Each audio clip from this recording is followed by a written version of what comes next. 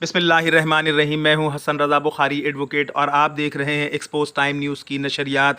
मैं आपको यहां ब्रेकिंग न्यूज़ दे रहा हूं कि हुकूमत सिंध ने उमर शरीफ के इलाज के लिए 4 करोड़ रुपए की ग्रांट का ऐलान किया है और उनके हवाले कर दिया है।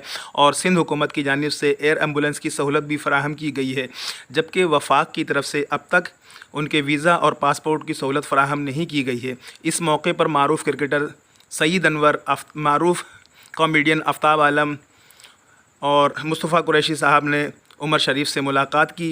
मौलाना बशीर फ़ारूक़ी साहब ने दुआए खैर किया और उनकी सेहत याबी के लिए जल्द दुआ की। मैं उमर शरीफ के तमाम मद्दाहों से गुजारिश करूँगा कि वो उमर शरीफ की जल्द सेहत याबी के लिए दुआ करें। उमर शरीफ ने औरंगी टाउन में अम्मी हॉस्पिटल के नाम से एक हॉस्पिटल बनाया है जो ज़ेर तामीर है।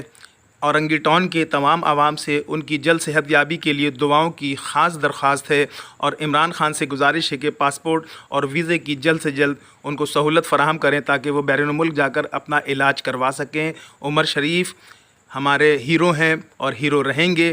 कौम से दुआओं की दरख्वास्त है।